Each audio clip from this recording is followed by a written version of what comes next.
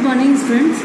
आज हम पढ़ेंगे लेसन 3 पॉजिटिव हेल्थ। इसे शुभ्रा दत्ता ने लिखा है, जो कि बहुत ही फेमस फिजिशियन है। और इस लेसन के थ्रू उन्होंने ये बताया है कि हेल्थ हमारे दिमाग की एक पॉजिटिव यानी कि सकारात्मक स्थिति होती है। अगर हम पॉजिटिव फील करते हैं तो हम हमेशा हेल्दी रहते हैं।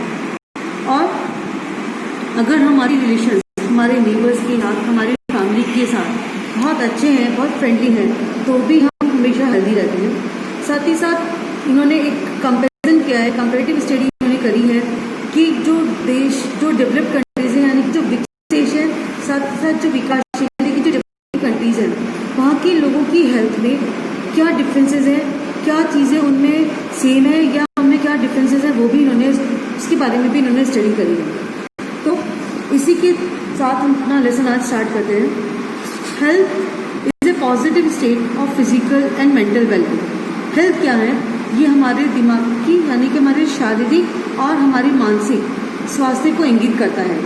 When we feel secure by being physically healthy and free from disease, by feeling content and by living in a comfortable and clean environment, we are in a state of positive health। यानी कि secure यानी कि सुरक्षित।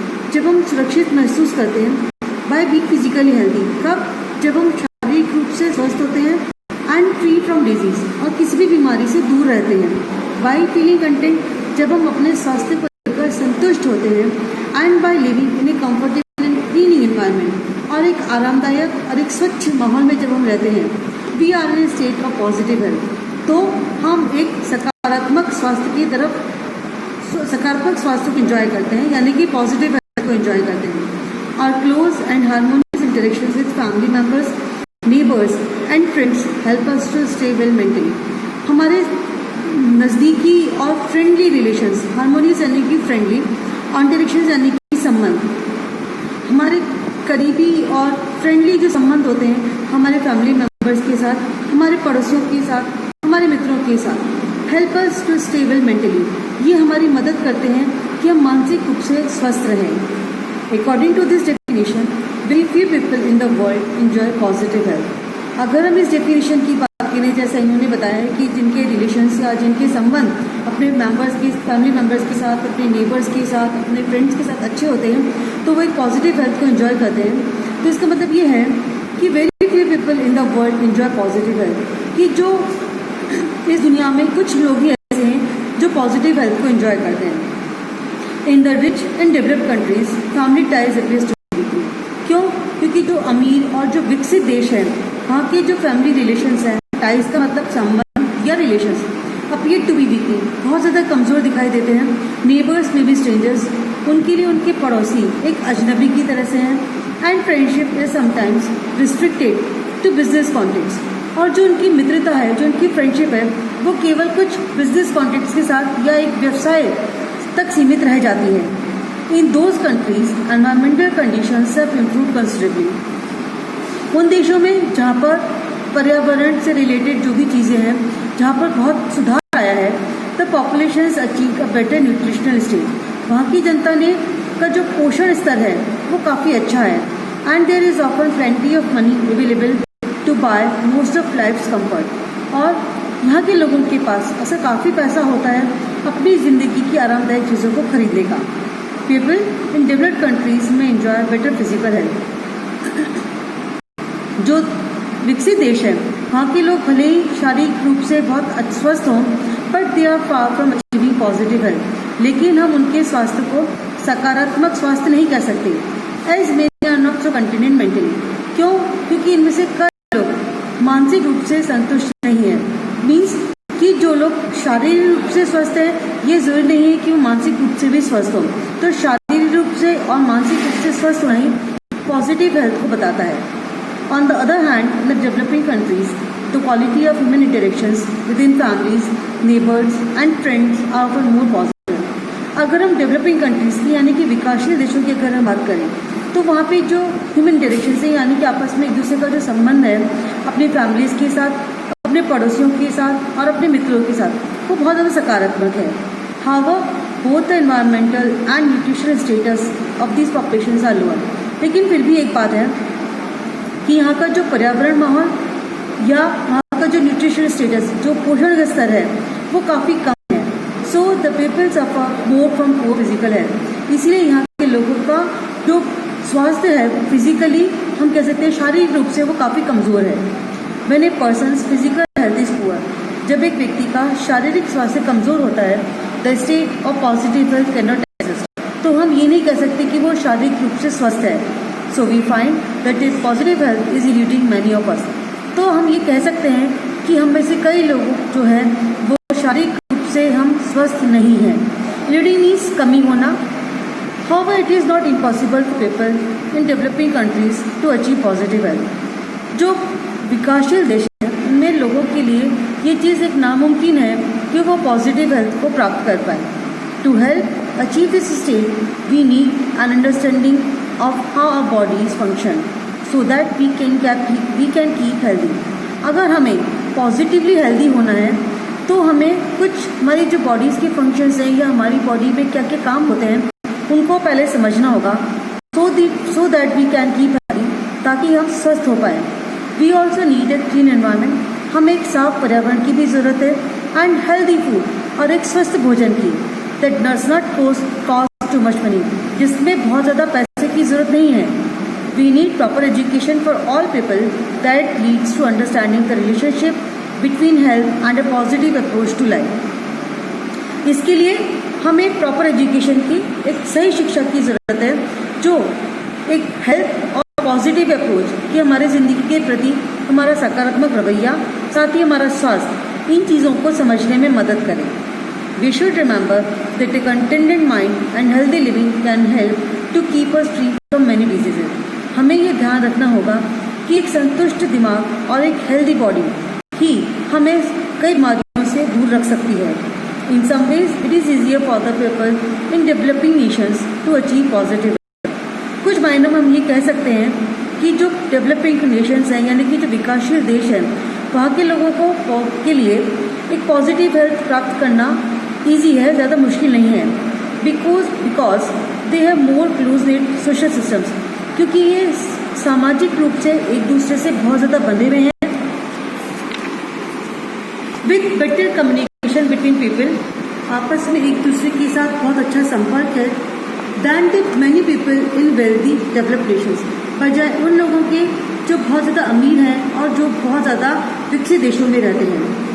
With very little bitty of resources और sophisticated media facilities we can achieve positive health for the majority of individuals in communities.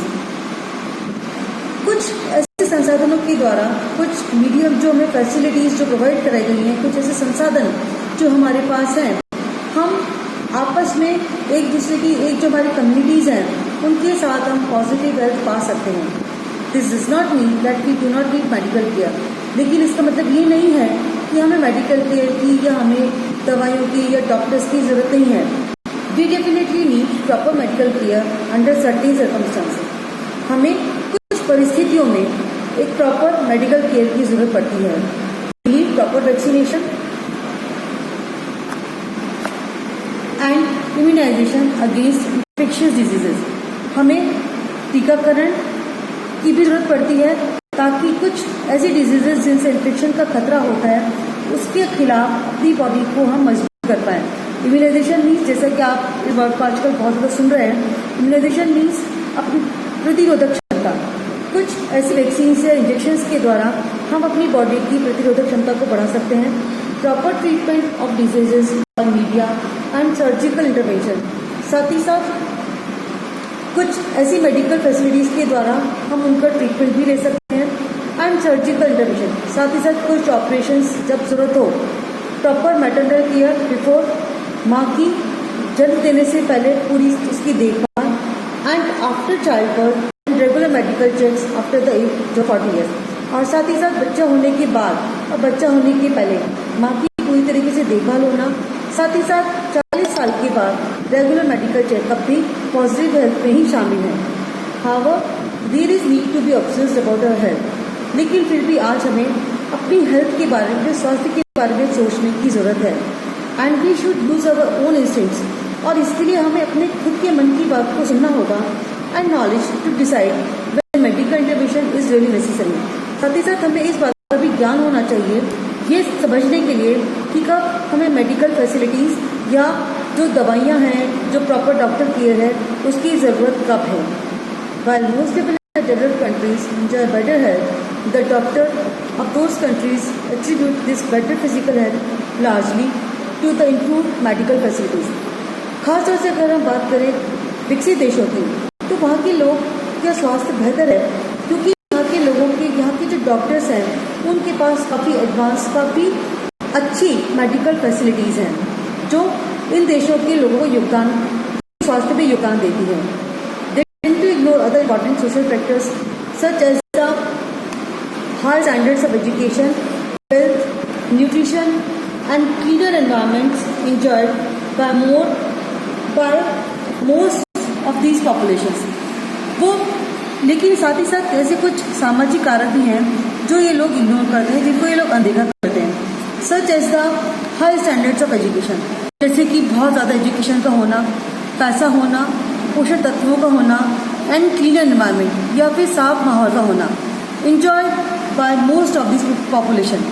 लेकिन कुछ ऐसी चीज़ें हैं जो यहाँ के लोग बहुत ज़्यादा इंजॉय करते हैं. It be helpful to realise that ये बात हमें इस बात को महसूस हम कर सकते हैं. All the people in the wealthy developed nations have mostly achieve better physical health than people in the developed world. कुछ बात ऐसी है कि कुछ जो डेवलप्ड कंट्रीज में रहने वाले लोग हैं वहाँ के लोगों का स्वास्थ्य वो शारीरिक रूप से काफ़ी स्वस्थ हैं बजाय उन लोगों के वो जो विकासशील देशों में रह रहे हैं.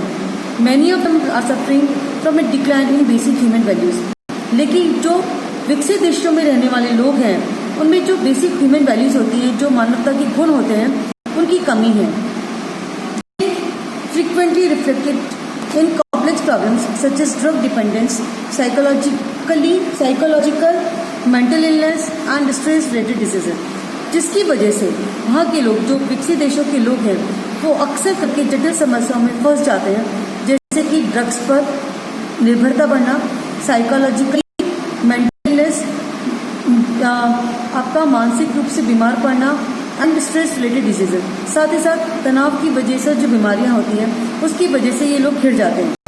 Family ties are breaking down, जो परिवारों का जो रिश्ता है यहाँ पे बिल्कुल कम है and close happy interactions are becoming less common. और साथ ही साथ जो आपस में एक दूसरे का इंटरेक्शन होता है, जो एक दूसरे के साथ जो हमारे संबंध होते हैं वो भी यहाँ के लोगों में बहुत कम दिखाई देते हैं.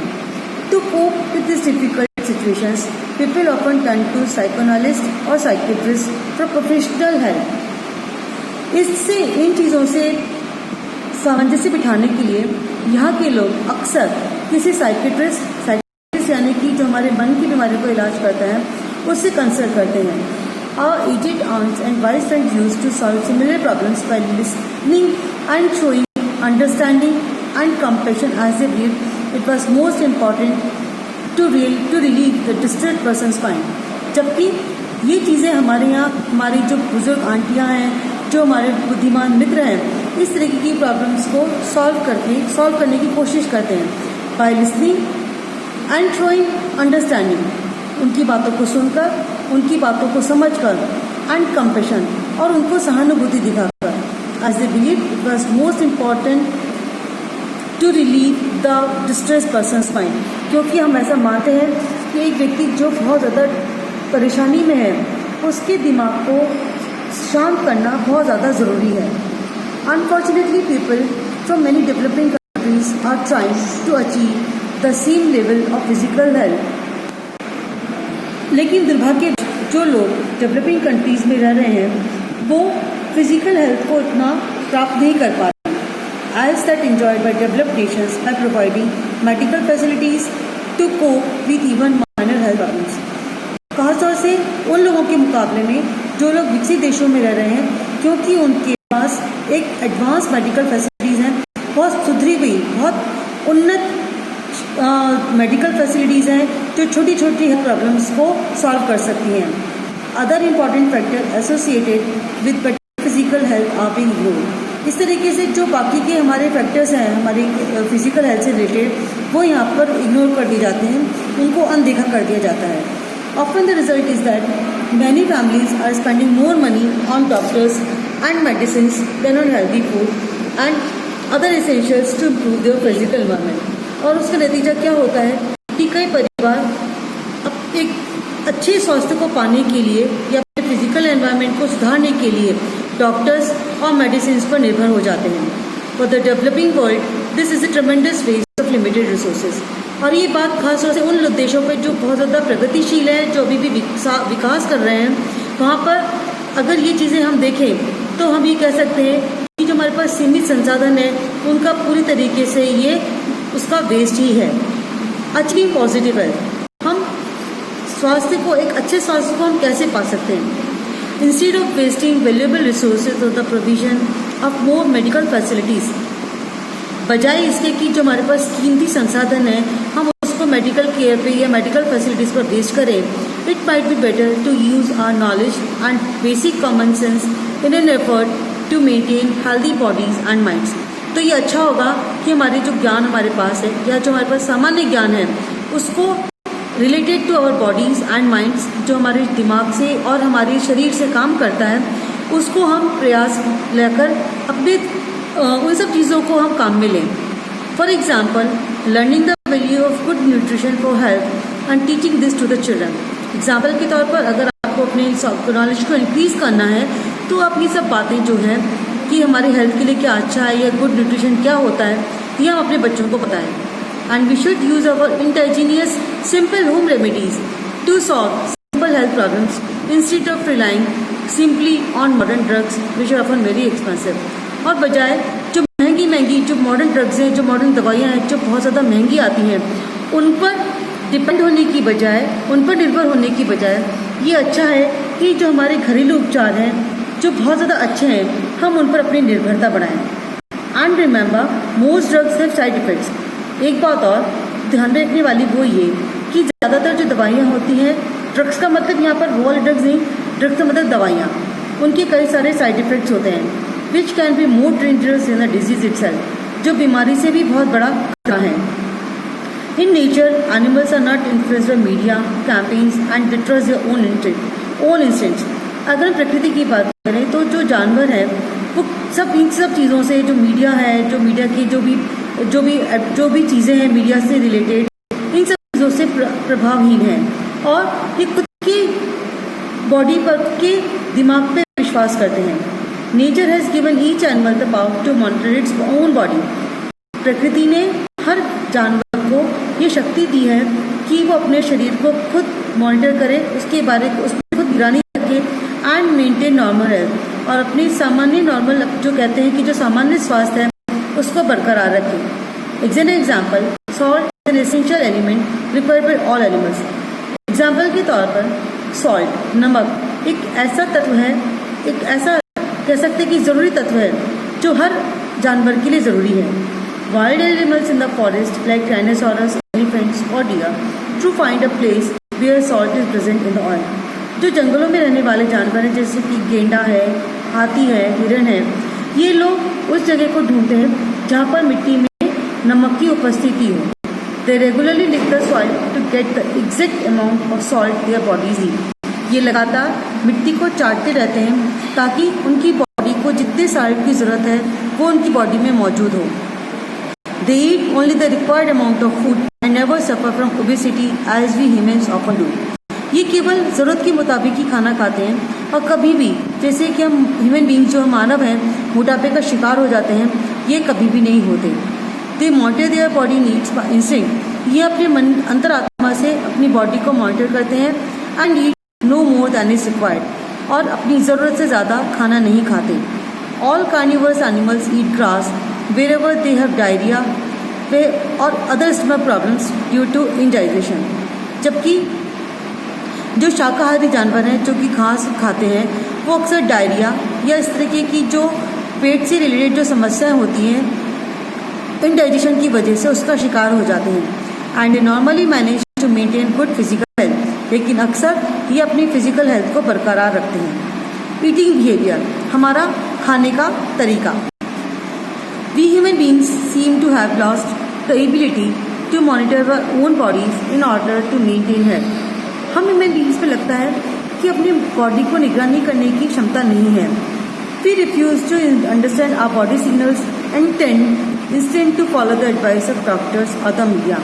अक्सर जो बॉडी हमको सिग्नल देती है, जो इशारा करती है, उसको हम समझने से इनकार कर देते हैं और हमारी निर्भरता हमारे डॉक्टर्स की सलाह पर, मीडिया पर बढ़ती चली जाती है. Sometimes overzealous parents force infants and small children to eat. अक्सर करके जो बहुत ज़्यादा उत्साही अभिभावक होते हैं वो छोटे छोटे बच्चों को, अपने बच्चों को दबाव डालते हैं कि वो खाना खाएं because it is feeding time, क्योंकि ये खाने का समय है. Not because they are hungry, इसलिए नहीं खाना है कि उनको भूख लगी है, बल्कि इसलिए खाना है क्योंकि वो समय खाने का है, ये इसलिए खाना जरूरी है. और children may be fed more than their bodies demand on it because some book dictates how much food a baby requires. या फिर कई बार बच्चों को उनकी बॉडीज की डिमांड, जो उनकी शारीरिक जो ज़रूरत है उससे ज़्यादा उनको खिला दिया जाता है, क्योंकि कई बुक्स में ऐसा लिखा हुआ है, इसमें बताया जाता है कि एक बेबी को, एक छोटे से बच्चे को खाने की कितनी रिक्वायरमेंट है. तो मतलब ये कि जब अक्सर जो बहुत ज़्यादा जागरूक माता पिता होते हैं वो अपने बच्चों को ज़रूरत से ज़्यादा खिला देते हैं, जो उनके अंदर ओबेसिटी को या मोटापे को बढ़ावा देती हैं. एज ए रिजल्ट चिल्ड्रन में grow up ignoring important body signals. और इसका नतीजा क्या होता है कि जब बच्चे बड़े होते हैं तो उनको अपनी बॉडी सिग्नल्स के बारे में जानकारी नहीं होती, until finally these signals become weak. और अक्सर क्या होता है, लास्ट में जाकर ये जो बॉडी का सिग्नल है ये कमज़ोर हो जाता है and fail to stimulate normally. और हमको जो हमारा नॉर्मल बिहेवियर है वो लड़खड़ा जाता है. मीन्स हमारा जो बॉडी का पोस्चर, यह कह सकते हैं कि हमारी जो हमारी बॉडी की जो हमारी स्टेमिना है वो सब गड़बड़ा जाता है. पीपल देन आइदर ईट फार टू मच और टू लिटिल. इसीलिए ना तो ज़्यादा खाना चाहिए ना बहुत कम खाना चाहिए. As in the case of some young figure conscious girls. खासतौर से मैं उन लड़कियों की यहाँ पर बात करना चाहूँगी जो बहुत ज़्यादा फिगर कॉन्शियस हैं. And fail to eat the precise amount of food required by the body. इसलिए क्योंकि वो कि जो अपनी फिगर को लेकर बहुत जागरूक होती हैं, इस चक्कर में जो उनकी बॉडी के लिए रिक्वायरमेंट जो फूड है वो उसकी भी कमी कर देती हैं. However, if we change our attitudes and learn to trust our own body signals at the beginning, we can have proper nourishment in the correct amount and thus enjoy good health. फिर भी अगर हम अपने behaviour में अगर हम बदलाव लाते हैं and learn to trust our own body signals, और हमारी जो बॉडी के जो सिग्नल हमें देती है अगर हम उस पर विश्वास करना सीख जाएं फ्रॉम द बिगिनिंग, शुरुआत से ही, we can have proper nourishment in the correct amount. हमारे को प्रॉपर अमाउंट में पोषण मिलेगा एंड दस एंजॉय गुड हेल्थ, और हम एक अच्छा स्वास्थ्य मेंटेन कर पाएंगे. एक्सपेक्टेशंस एंड रिस्पॉन्सिबिलिटीज़, हमारी उम्मीदें और हमारी जिम्मेदारियाँ. By instinct most parents love and care for their children. अक्सर करके बच्चों को पेरेंट्स बहुत ज़्यादा प्यार करते हैं, बहुत ज़्यादा उनकी केयर करते हैं. Yet very often there expectations and ambitions put to much pressure on the children. लेकिन अक्सर करके यही महत्वाकांक्षाएँ, यही आशाएँ बच्चों पर बहुत ज़्यादा दबाव डालती हैं. When children cannot reach the level of their parents' ambition, they can suffer from tremendous frustration and distress. जब बच्चा अपने पेरेंट्स की महत्वाकांक्षाओं के लेवल को क्रॉस नहीं कर पाता या उसकी माता पिता की उम्मीदों को के ऊपर जब वो खरा नहीं उतरता, they can suffer from tremendous frustration and distress. तो बच्चे बहुत ज़्यादा तनाव में आ जाते हैं और बहुत ज़्यादा चिड़चिड़े हो जाते हैं. This will lead to drugs experimentation. और यही सब चीज़ें बच्चों को ड्रग्स लेने पर मजबूर करती हैं and other related behaviours as a way of avoiding the realities of the situation. क्यों? क्योंकि वो परिस्थितियों से भागना चाहते हैं या जो परिस्थितियाँ उनकी सच्चाई का सामना करने की उनमें हिम्मत नहीं होती. शायद इसी वजह से वो ड्रग्स के ऊपर उनकी जो निर्भरता है वो बढ़ती चली जाती है. From the beginning children should be allowed to develop in their own nature, own natural happy way within the control of parental love, guidance and care and without too much pressure. शुरुआत से ही बच्चों को अपने अनुसार एक जिस तरीके से वो बढ़ना चाहता है, जिस तरीके से वो खुश रहना चाहता है, उसी तरीके से उसको बढ़ने देना चाहिए with in the control of parental love. साथ में बच्चे पेरेंट्स का जो प्यार है उसको उतना वो भी मिलना चाहिए पेरेंट्स की गाइडेंस यानी कि उनकी सलाह, उनका प्यार and without too much pressure, लेकिन ये सब बिना किसी ज़्यादा दबाव के। A change of some conventional parental attitudes may help to prevent many cases of drug dependence and other adolescent problems. अगर हमारे पेरेंट्स का जो कन्वेंशन यानी कि जो शुरू से चलता आ रहा जो एटीट्यूड है कि एक्स्ट्रा केयर जो है may help to prevent many cases of drug dependence, हम ये चीज़ कर बच्चों में जो ड्रग्स के ऊपर जो निर्भरता बढ़ती जा रही है, इन चीज़ों को हम रोक सकते हैं। And other adolescent problems, adolescent means किशोर अवस्था, और जो किशोर अवस्था में होने वाली समस्याएं हैं पेरेंट्स की प्यार, उनकी केयर की वजह से इन सब चीज़ों से दूर हुआ जा सकता है। We should also understand our parental responsibilities to the world environment. हमारी इस संसार के माहौल के प्रति क्या जिम्मेदारियां हैं या पेरेंट्स की क्या जिम्मेदारियां हैं, उनको भी समझना होगा। Remember that the living space of this world is limited. ये हमेशा ध्यान रखें कि ये संसार एक संकुचित यहाँ पे जो रहने की जगह है वो बहुत ज़्यादा सीमित है। And we must have enough space for our future generations to live happily. और हमें अपनी आने वाली पीढ़ियों के लिए भी जगह रखनी है ताकि वो खुशी खुशी रह पाए। To achieve that aim we must practise family planning. इस एम को प्राप्त करने के लिए, इस लक्ष्य को पाने के लिए हमें फैमिली प्लानिंग को अमल में लाना होगा। And limit the birth rate by having only 1 or 2 children पर कपल। और साथ ही साथ जो हमारी जन्म दर है उसको सीमित करना होगा 1 या 2 बच्चों तक। Between each birth there should be a gap of 3 or 4 years। एक हर जन्म के बाद 3 या 4 साल का गैप हो, so that each child is not deprived of the right to sufficient parental love and care, ताकि हर बच्चे को जो उसका अधिकार है माता पिता के प्यार का, माता पिता की देखभाल का, उससे उसको वंचित रहना पड़े। Family planning really means family welfare.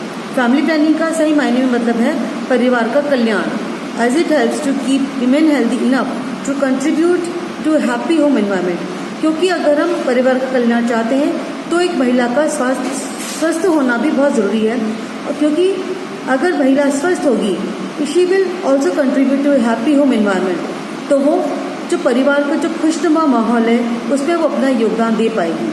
और happy healthy mother is a key to the welfare of the whole family. एक खुश और स्वस्थ माँ अपने पूरे परिवार की धुरी होती है।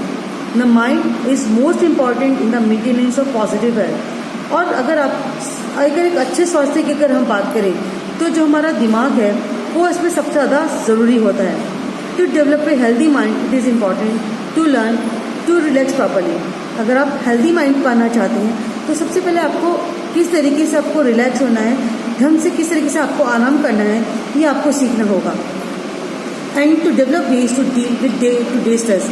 साथ ही साथ जो दिनों दिन जो बढ़ता हुआ तनाव है उससे आपको किस तरीके से डील करना है, किस तरीके से उसको आपको एडजस्ट करना है, उस सामंजस्य बिठाना है, वो आपको सीखना होगा। Many diseases such as high blood pressure and some heart problems are thought to be related to stress. कई बीमारियां जैसे कि हाई ब्लड प्रेशर है, कुछ हार्ट प्रॉब्लम्स हैं, ये सब तनाव की वजह से हैं। So by using relaxation techniques you may avoid many health problems. तो कई ऐसी जो टेक्निक्स हैं जो हमारे को रिलैक्स करती है उनको काम में लेकर आप हेल्थ प्रॉब्लम्स को अवॉइड कर सकते हैं, उनसे बच सकते हैं। However when we enjoy good health diseases may occur, भले ही हम कितने भी स्वस्थ हों फिर भी बीमारियां तो आ ही जाती हैं। According to international statistics each person is at risk of becoming sick और injured about twice a year on average. अगर हम जो अंतर्राष्ट्रीय जो पैमाना है, अंतर्राष्ट्रीय जो आंकड़े हैं, अगर हम उसको देखें तो हर व्यक्ति के लिए कोई ना कोई खतरा है। बिकमिंग सिक या तो बीमार पड़ने का, और इंजर्ड या फिर घायल होने का about twice a year on average, या तो साल में 2 बार या इसी तरीके के औसत। It is important to deal with any sickness और injury in a realistic and intelligent way without panic. ये बहुत ज़रूरी है कि हम आज किसी भी बीमारी को, किसी भी इंजरी को हमें वास्तविक रूप में देखना है और बिना घबराए हमें उसके साथ सामंजस्य बिठाना है। Knowledge of the body should help you to manage an emergency situation. आपकी बॉडी की नॉलेज ही आपको किसी भी भयानक स्थिति से आपको छुटकारा दिला सकती है। Before contacting A doctor for proper medical management पे नेसेसरी, बहुत ही ज़्यादा ज़रूरी हो तभी आप प्रॉपर मेडिकल मैनेजमेंट के लिए या प्रॉपर डॉक्टर की सलाह के लिए आप उससे कॉन्टेक्ट करें। Any medications or drugs such as antibiotics or strong painkillers need to be monitored by a doctor or other qualified person in the health profession. तो जो भी मेडिसिन या जो भी ड्रग्स हैं जैसे कि एंटीबायोटिक्स हैं या जो बड़े बहुत स्ट्रॉन्ग पेन किलर्स हैं उनको हमें डॉक्टर की निगरानी में ही लेना चाहिए और other qualified person in the health profession या फिर इसी तरह का कोई व्यक्ति जो इसी प्रोफेशन में है जो इस स्वास्थ्य संबंधी जिसका व्यवसाय है उसकी निगरानी में हमें लेना चाहिए। तो इन द लास्ट सिर्फ जो ऑथर है वो यही कहना चाहती हैं कि हम अपनी जो हमारी गुड ईटिंग हैबिट्स साथ ही साथ टेंशन फ्री माइंड ये कुछ ऐसी चीज़ें हैं जिनको अपनाकर हम पॉजिटिव हेल्थ को पा सकते हैं। Thank you.